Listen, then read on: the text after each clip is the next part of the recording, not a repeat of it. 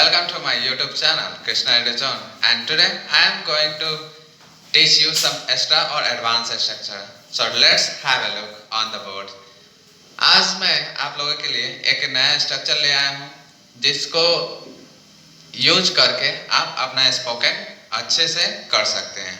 तो चलिए सबसे हम पहले इसको समझते हैं कि आखिर ये क्या है, किस तरह का सेंटेंस रहेगा, किस तरह का हिंदी का वाक्य रहेगा जिसको हम लोग इस स्ट्रक्चर से हम बना सकते हैं।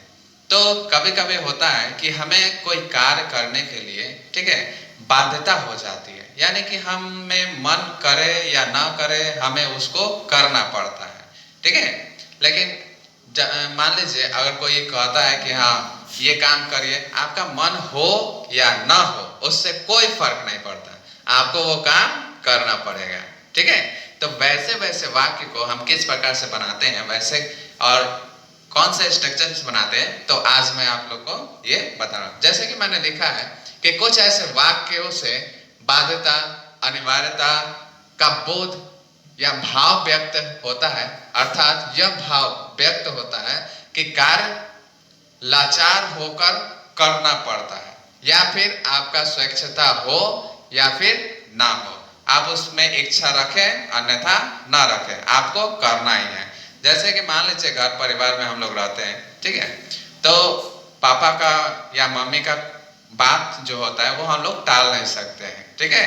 तो उसको आपका मन हो या ना हो उसको तो करना ही पड़ता है, ठीक है। तो वैसे ही सेंटेंस को हम इस स्ट्रक्चर से बनाएंगे।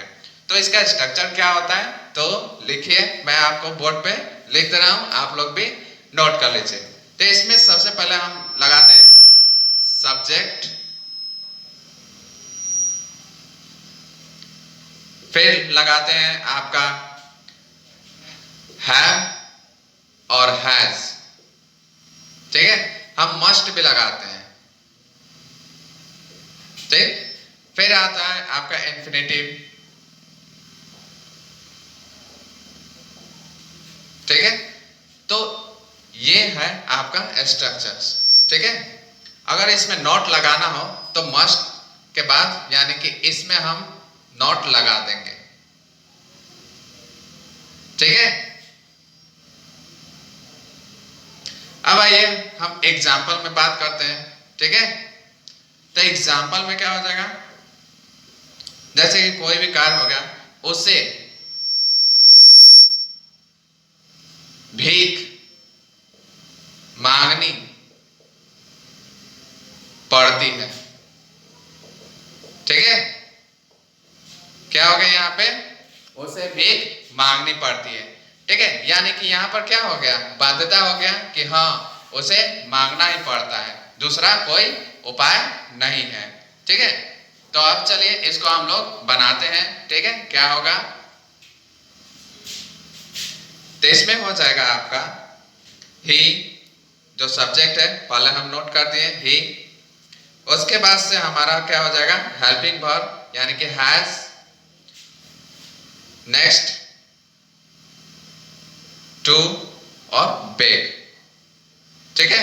यानी कि इसमें क्या हो गया, उसे भीख मांगनी पड़ती है, तो ही हैज टू बेग यानी कि उसे भीख मांगनी पड़ती है, ये बाध्यता का बोध कराता है, ठीक है। ऐसे ही और भी हम लोग सेंटेंस लिख सकते हैं, जैसे मान लीजिए मुझे कपड़े धोने होते हैं, मुझे कपड़े धोने पड़ते हैं या होते हैं, इसका क्या हो जाएगा, I have to wash clothes, ठीक है। यानी कि यहाँ पर क्या हो गया, मुझे कपड़े धोने पड़ते हैं, तो इसको हम बना सकते हैं I have to wash cloth, ठीक है।